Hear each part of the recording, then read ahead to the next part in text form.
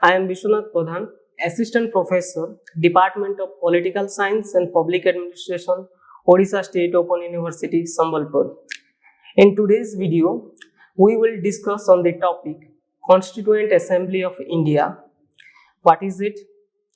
The formation and composition of Constituent Assembly. Then we will discuss about the elections for the Assembly.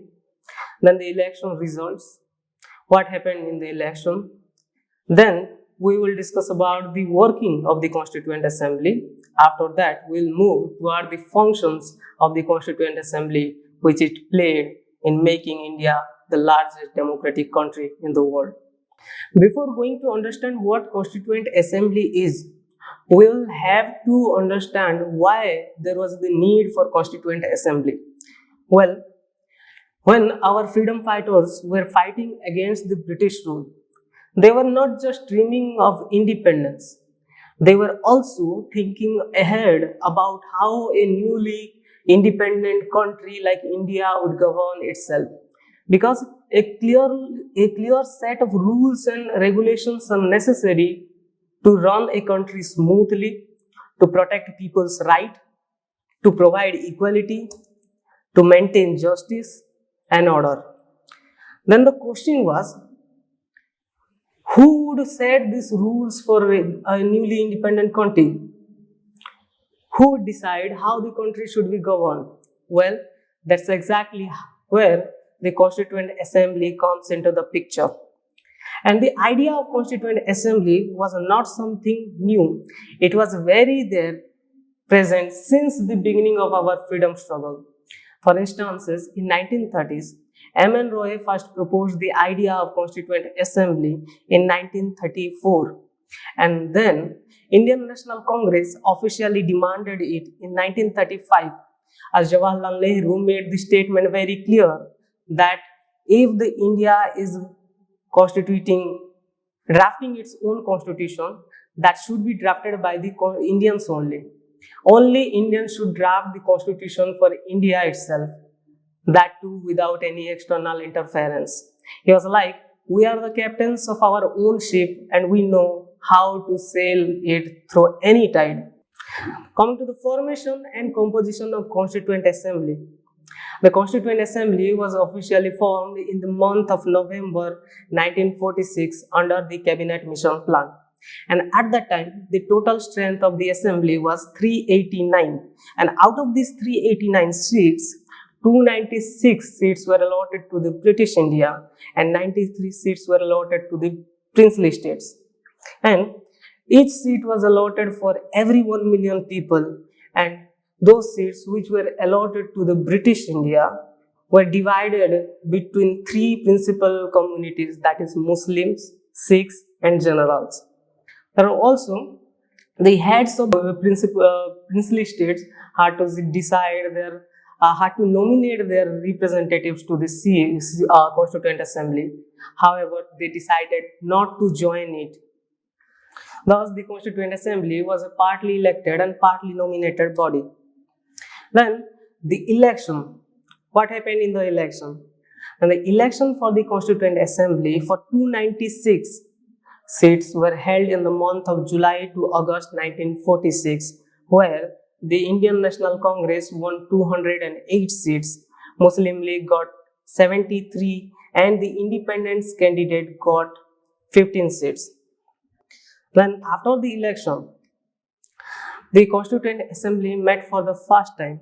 It held its first meeting on 9th of December 1946. The Muslim League boycotted the meeting, demanding a separate statehood, Pakistan. Extremist principles were also there.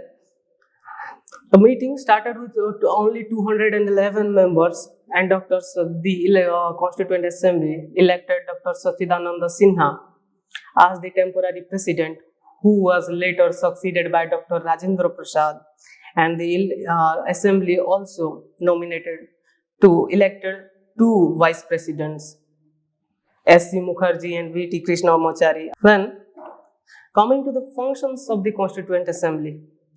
As we know that the Constituent Assembly was drafted was constituted to draft the constitution for India, to set a clear rules and regulation for the independent nation of India. After the Indian Independence Act of 1947, the Assembly got full authority to abolish or amend any British law related to India, and it performed two principal functions, two major functions. Number one, to frame the constitution for which it was originally constituted, and this committee was chaired by Dr. Rajendra Prasad. Number two, it acted as the legislative body. Since after independence, there was no separate parliament to make rules and laws for India. The Constituent Assembly also acted as a legislative body until the new constitution came into force. It also performed several functions like it approved India's membership in Commonwealth May 1949. It also adopted the national flag on July 22nd, 1947, the national anthem and national song on 24th of January 1950. Now, coming to the functions of the Constituent Assembly, this historic body was primarily responsible for drafting the Constitution of independent India. But after the Indian Independence Act of 1947, it gained full authority to amend or abolish any British law related to India. It basically performed two principal functions, two major functions. One, it framed the constitution for which it was originally constituted, and this committee was chaired by Dr. Rajendra Prasad. Number two, it acted as the legislative body. Since after independence, there was no separate parliament to make rules and laws for India. That is why the Constituent Assembly also acted as a legislative body which made laws to run the country. And this committee was chaired by G.V. Mavalankar. Along with this, the Constituent Assembly also performed several other functions, such as it approved India's membership in the Commonwealth in May 1949. It adopted national flag on 22nd of July 1947. It also adopted national anthem and national song on 24th of January 1950. And it elected Dr. Rajendra Prasad as the first president of India on 24th of January 1950. And it held 11 sessions over nearly 3 years, to be precise, 2 years, 11 months and 18 days, and derived its source from 60 countries, debated for 111 days, and spent over 64 lakhs. So, coming to the conclusion, it was the Constituent Assembly was the historic body that gave shape to our constitution and laid the foundation of a democratic, sovereign and republic India. It played a crucial role in framing the constitution, making India the greatest democratic country in the world. Thank you.